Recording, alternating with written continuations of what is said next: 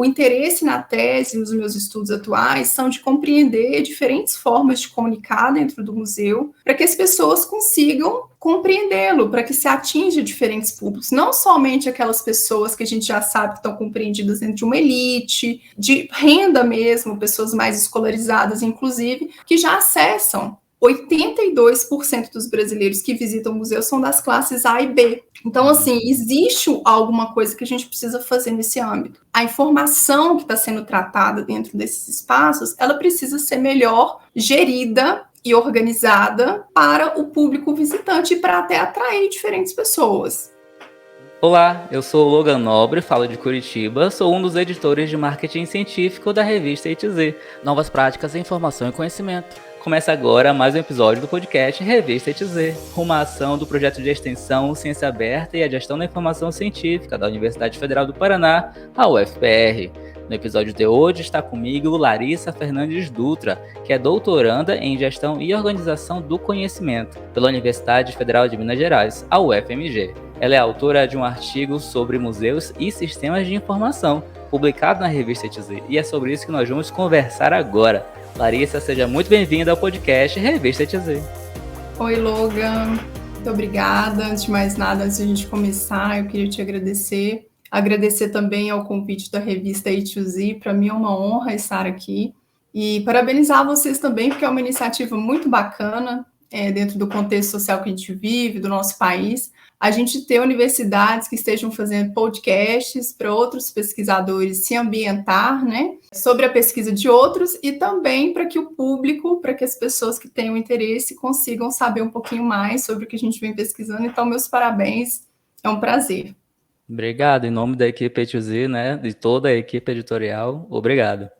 E Larissa, se apresenta para o nosso público te conhecer. Eu quero que você fale sobre você, o que você estudou, no que você trabalha, marque seu espaço geográfico, diga de onde você fala hoje, enfim, se apresente para o nosso público te conhecer melhor.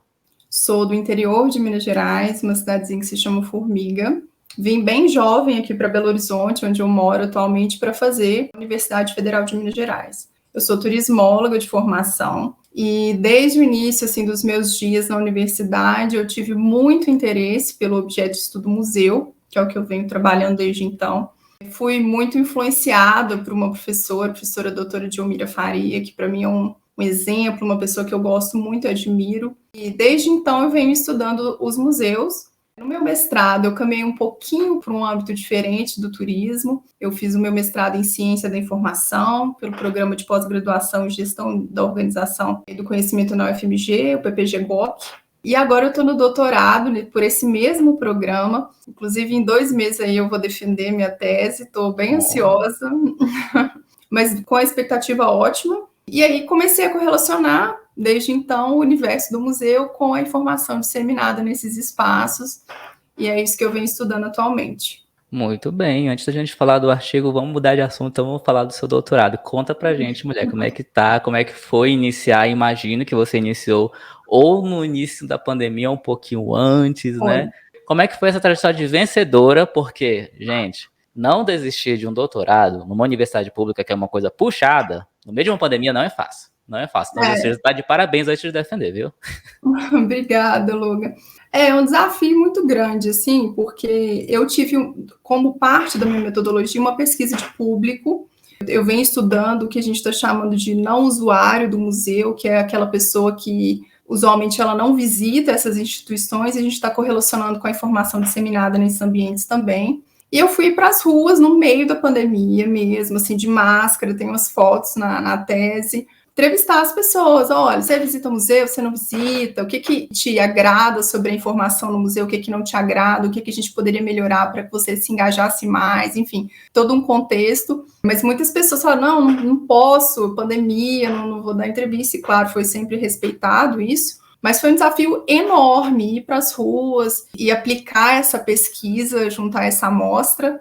Mas eu me sinto muito grata, como você disse, de ter conseguido vencer esse capítulo e esse episódio aí, e os museus terem se reaberto e as pessoas poderem continuar visitando essas instituições que tanto nos ajudam aí com o compartilhamento da memória social e do conhecimento humano. Então, assim, por mais que eu tenha dito que eu esteja um pouco ansiosa, porque eu já estou trabalhando, né, as conclusões, Estou grata, satisfeita e espero que dê tudo certo agora em junho. Muito interessante essa sua tese, né, sobre museus. A gente aqui em Curitiba tem vários museus. Eu moro aqui no centro, perto do Museu do Niemeyer, né, que é conhecido como Museu do Olho, né, que tem um formato bem característico, bem legal. Uhum. Eu adoro visitar museus. E eu queria saber exatamente, assim, que parte da informação que você está trabalhando na sua tese em relação aos museus, né, que museu é uma grande unidade de informação, né? Perfeito. Tem tudo a ver com o artigo, já que vamos começar por aí, né? Porque o artigo, ele é o primeiro capítulo teórico da minha tese, é um produto ali da tese, claro que muito sintetizado. Ele é esse primeiro âmbito investigativo que a gente faz. A correlação e a informação que a gente trabalha é toda a informação existente dentro desse sistema e os seus subsistemas. Então, vou te dar um exemplo. A parte da documentação museológica é uma parte muito importante, porque é quando o objeto entra dentro do museu e ele vai ser ali estudado, a informação vai ser representada para uma posterior divulgação. Então, as pessoas que estão trabalhando ali naquele objeto vão, olha, esse objeto é de quando, ele é de qual cultura, ele significa o quê? Vai trabalhar a informação, fazer essa gestão para que ela seja também posteriormente divulgada ao público. Mas existe uma outra frente de informação dentro do museu também que eu considero ser extremamente importante para o visitante, que é a informação infraestrutural. Porque não adianta nada o museu ter uma informação do seu acervo muito bem estruturada, mas não indicar a sua sinalização interna, não indicar o mapa, olha, o início da exposição é por esse local, ou também não indicar que horário funcionam as exposições e do que elas tratam. Quando eu fui às ruas pesquisar esse não público, as pessoas me diziam sempre, olha, eu não visito mais porque eu nem sei quando que tem exposição, eu não sei que hora que o museu funciona. Então, assim, a informação dentro desse sistema, ela possui várias vertentes e todas elas estão sendo trabalhadas dentro do estudo. Interessante, interessante. Então, falta um pouco de divulgação dos museus, mas também talvez falte um pouco da cultura de ter interesse em visitar esses espaços artísticos, né? Talvez seja um pouco de cada, né? Sim, sim. Mas eu acho também que a gente tem que ter um trabalho aí de incentivo também da população. A gente sabe que hoje em dia no Brasil 70% da população brasileira, isso é um dado do IPEA de 2010, pode ter coisa mais atualizada, mas é o mais recente que eu obtive, nunca visitou um museu. Nossa. E uma média de 15% da população anualmente visita. Então, a gente tem uma frequência muito baixa a esses espaços. Né? Uma desafiliação muito grande da população. E são espaços de educação, de conhecimento, de informação. Portanto, assim, se a gente tem um índice de pessoas que visitam muito pouco os museus no Brasil, precisa haver um incentivo, porque o museu ele tem uma informação muito unidirecional. Ele vai dar para o público aquela informação que ele tem e pronto, não há bem um diálogo. O interesse na tese, nos meus estudos atuais, são de compreender diferentes formas de comunicar dentro do museu, para que as pessoas consigam compreendê-lo, para que se atinja diferentes públicos, não somente aquelas pessoas que a gente já sabe que estão compreendidas dentro de uma elite, de renda mesmo, pessoas mais escolarizadas, inclusive, que já acessam. Tem até uma outra pesquisa do Instituto Oi Futuro de 2019 que fala que 82% dos brasileiros que visitam museus são das classes A e B.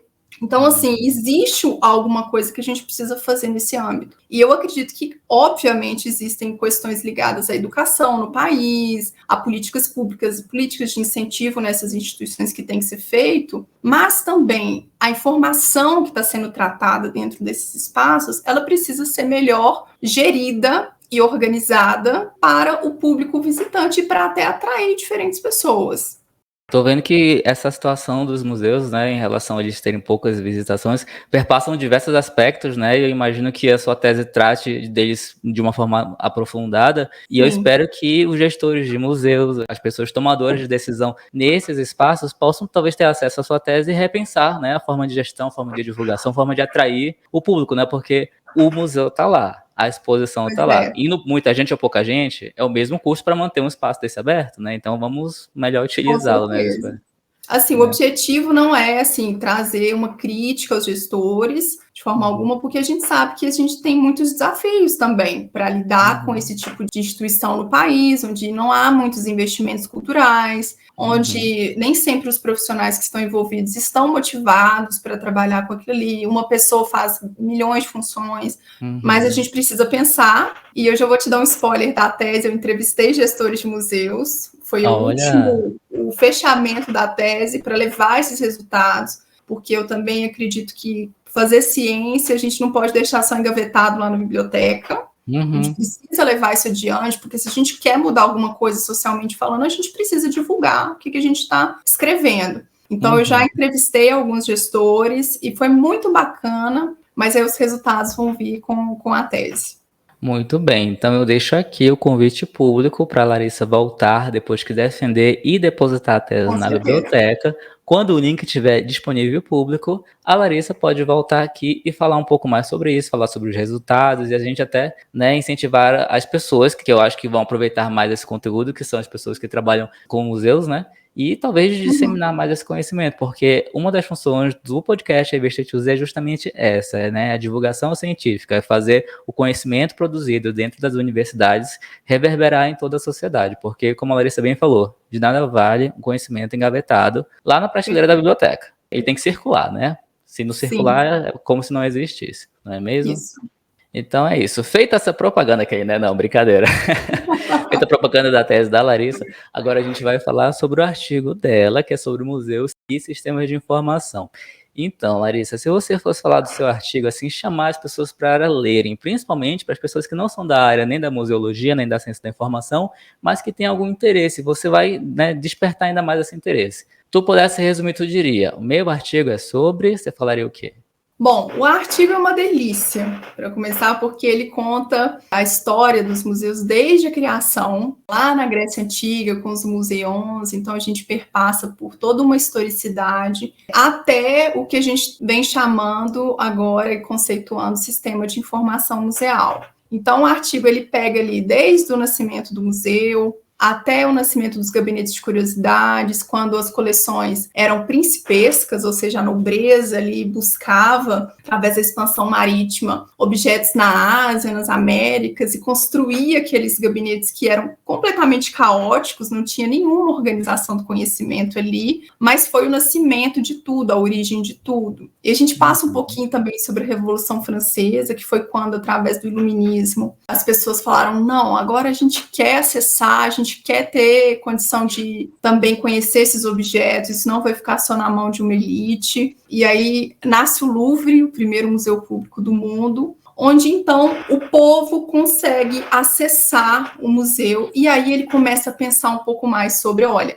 agora as pessoas vão vir me visitar, então eu preciso fazê-las entender o que é isso daqui. E aí nascem as etiquetas expositivas, nascem as legendas, com o passar do tempo nasce a documentação museológica e vem todos os aparatos informacionais, os audioguides, como eu comentei antes. Hoje em dia a gente tem até inteligência artificial envolvida como transmissora de informação em museu. Existem várias iniciativas no mundo sobre isso. A gente tem o QR Code, enfim, tem uma gama de aparatos. E dali, no artigo também, a gente constrói um produto que eu acho super bacana, que é desenhando esse ciclo da informação no museu, que perpassa por esse ponto que eu comentei, da documentação, do tratamento do objeto museal, da disseminação da informação sobre esse objeto, e também da parte infraestrutural, como eu disse antes, que é dessa parte que vai apoiar o visitante a entender ali a exposição. E pode ser que alguém ache que essa parte infraestrutural ela é menos importante, mas ela não é. Eu mesma já estive no museu no Rio de Janeiro uma vez e eu entrei pela saída da exposição. Não tinha nada de informação ali. E, assim, uma coisa bem caótica, complicada, sem saber por onde começar, sem saber o que o museu tinha. Isso impactou diretamente o meu entendimento da exposição. Ter um ambiente organizado, bem estruturado, com uma informação organizada, faz com que o visitante consiga usufruir melhor daquela galeria ali, daquele ambiente. Então, o artigo, ele é um artigo de revisão, tem essa metodologia de revisão bibliográfica, ele levanta vários estudos do Scopus e da Cielo, e ele traz esse complemento teórico para quem está estudando usuário da informação no museu, unidades de informação e cultura, até para quem trabalha com arquivologia, biblioteconomia, eu acho interessante. E a gente traz aí esse produto final, que é o sisteminha desenhado, enfim, com as imagens, que eu achei que ficou super bacana também. Olha, você falando aí que você entrou no museu pela parte final, né? Pela parte dos fundos. Eu lembrei aqui de uma situação. Aqui em Curitiba tem um museu chamado Museu Paranaense, que fica no centro da cidade. É um museu bem grande, bonito, com várias exposições assim separadas. É como se fossem vários museus dentro de um único ambiente, né? É bem legal. Bacana. Porém, a entrada é caótica. Então você às vezes pode entrar pelo estacionamento, ou pode entrar pelo anexo, ou pode entrar pela entrada principal, enfim. E por conta disso, né, sempre que alguns amigos ou parentes vêm aqui visitar Curitiba, eu recomendo esse museu, né? Às vezes eu posso ir junto com a pessoa e eu levo pela entrada correta e perpasso todo o caminho que faz sentido. E quando as pessoas vão sozinhas, elas me falam isso. Poxa, eu entrei por trás, não entendi direito, desisti e saí do museu. Tá vendo? Olha só, a falta de Tá uma placa faltando para dizer alguma coisa ali, entrada, né? No mínimo uma sinalização, um mapa, né? enfim, um guia, Um um guia. mediador, uma pessoa para auxiliar o público, né? Às vezes eu penso assim que uma estação de metrô é melhor sinalizada que um museu. Ou, né, um aeroporto é melhor sinalizado que um museu. Verdade. Porque tem situações que... Sabe o que eu penso sobre isso também, Logan? Quando eu fui fazer esse artigo, a literatura, ela trabalha, quando se fala em museu, só fala sobre documentação. Então, assim, nós mesmos, pesquisadores, temos uma falha nisso daí. Eu encontrei pouquíssimos estudos que referenciam essa parte da infraestrutura como sendo importante. E aí você pega vários artigos, eu mesma tenho um outro artigo que eu fiz um estudo através do TripAdvisor, com os comentários dos visitantes de um museu que eu não vou citar, e assim, muitas pessoas falando sobre isso, mas muitas mesmo. Olha, no site falava que estava aberto, eu cheguei lá para entrar, estava fechado, eu não conseguia, eu não volto mais. E aí, assim, isso é básico do básico. Então, eu acho que nós, pesquisadores, temos que ter o compromisso de investigar e divulgar isso mesmo. E os museus em sempre melhorar os seus espaços, que é o objetivo de todos nós, sermos cada vez melhores, né? Existem os problemas, existem as coisas boas, e aí é melhorar. E existem as formas de melhorar, e uma das formas, né, você está aqui fazendo um estudo sobre isso. E eu imagino, assim, que o investimento público em museus, mas não só em museus, mas em outras unidades de informação, né, em centros culturais, em outras formas de levar educação e conhecimento à população em geral, imagino que vai mudar agora, né, com a mudança de governo, com o Ministério da Cultura, né, com a ministra Margarete Menezes. Eu imagino que a situação há de melhorar bastante. É isso que a gente espera. Também estou esperançosa. E quando você pensou, Larissa, você e o outro autor, em escrever esse artigo, imagino que vocês estabeleceram o caminho que vocês queriam seguir, os objetivos, né? Como queriam alcançar esses objetivos, que é a metodologia. Eu queria que você contasse pra gente um pouquinho dessa trajetória, né? De buscar atingir esses objetivos, como é que foi ir atrás disso, como é que foi escrever sobre o assunto. Então, fala pra gente um pouquinho de como foi fazer o artigo. Inicialmente a gente fez um banco de dados, assim, muito grande, recuperando os artigos das bases de dados que eu já citei. E aí a gente tinha as nossas palavras-chave, as buscas, sistemas de informação museal, história dos museus, enfim, algumas palavras-chave específicas. Baixamos os artigos todos, acho que a gente conseguiu mais de 160. E aí a pasta do computador, eu fui lendo resumo, título, palavras-chave. Óbvio, eu não consegui ler todos os artigos, mas eu correlacionei o meu interesse com o artigo ao que eu achava que era mais adequado. E aí, no final das contas, a gente fez o estudo, se não me engano, com 65, 67 artigos, que nem chegaram a ser todos citados dentro desse paper, porque a gente tinha uma limitação de estrutura mesmo, de páginas, enfim, era o início de tudo. E aí a gente foi construindo com esses artigos a estrutura que a gente queria montar, que é essa linha do tempo entre o nascimento do museu, a evolução de tudo, a mudança até da sociedade, porque a gente fala do nascimento da sociedade da informação, dos preceitos da nova museologia, que vem com o pé na porta e muda muita coisa, para chegar até onde a gente chegou hoje, que é esse ambiente aí, que pela própria definição do ICOM é um lugar, é um espaço de disseminação de conteúdo e é uma função dele ser o gestor da informação, né? Então, o artigo se deu dessa forma e a gente foi escrever e publicamos. E quando vocês finalizaram o artigo, né, chegaram à conclusão, você ficou feliz com a conclusão? Era o que vocês estavam esperando? Foi uma surpresa? Como é que foi lidar com esse resultado?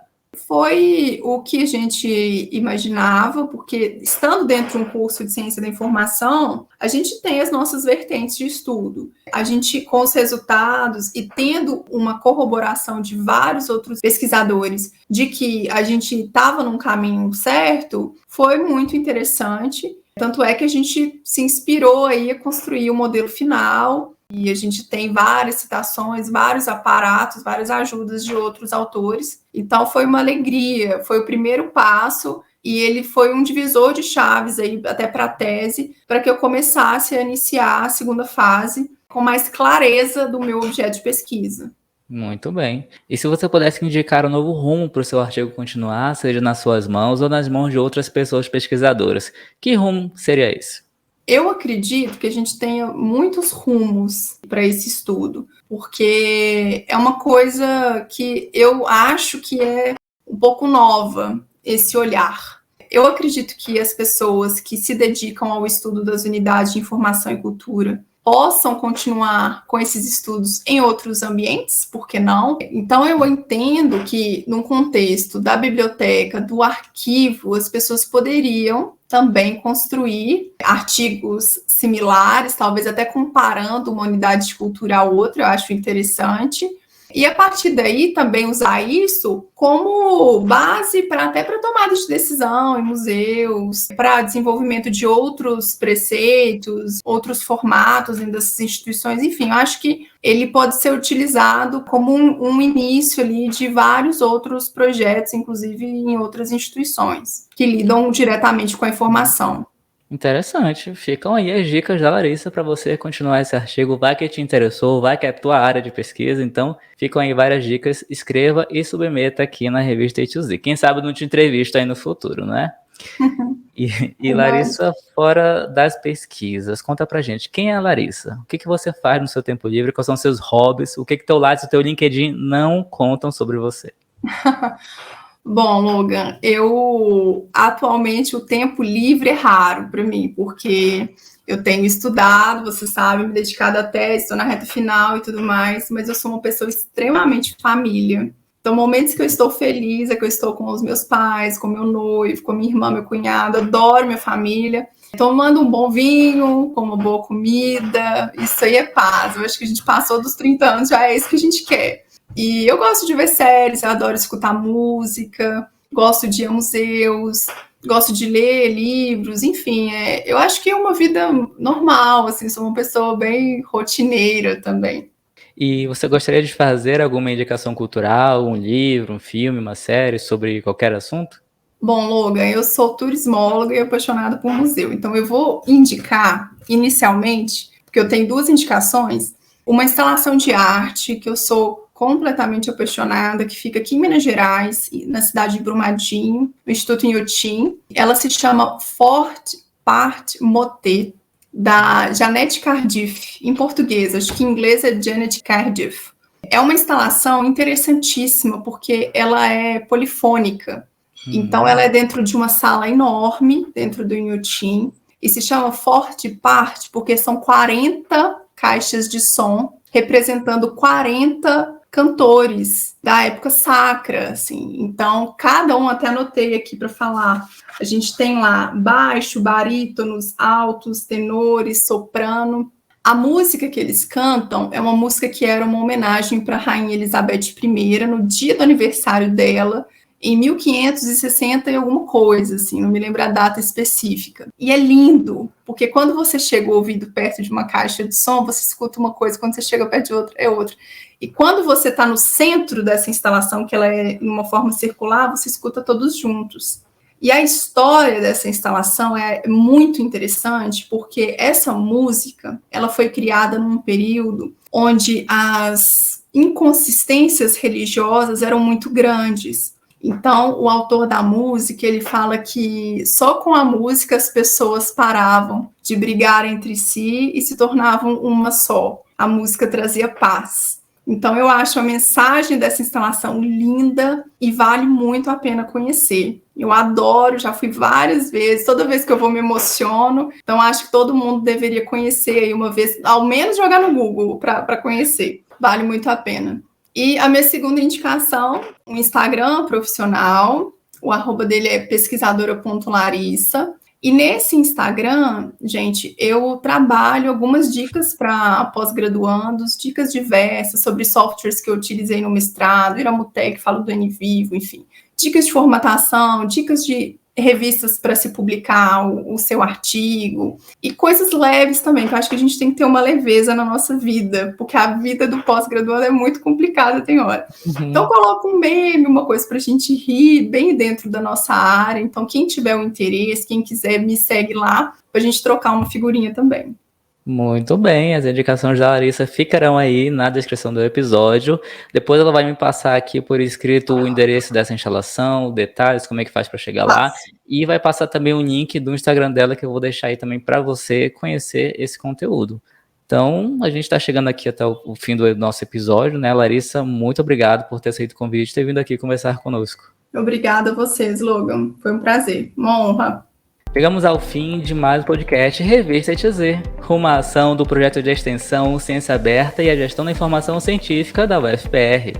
Na descrição estão os contatos da entrevistada e o link para você conhecer mais sobre o artigo Museus, de Gabinetes de Curiosidades a Especializados em Sistemas de Informação, escrito pela Larissa, que conversou conosco aqui agora, e também pelo Frederico César Mafra Pereira. Na descrição do episódio estão os links para você encontrar a Revista ETZ, um periódico científico interdisciplinar de acesso aberto do Programa de Pós-Graduação em Gestão da Informação da UFPR. A Revista ETZ tem um site e está no LinkedIn, YouTube, Twitter, Instagram, Facebook e nos 14 maiores agregadores de podcast do planeta. Basta procurar por Revista ETZ. Eu sou o Logan Nobre e a gente se fala no próximo episódio. Até mais. Até logo, pessoal.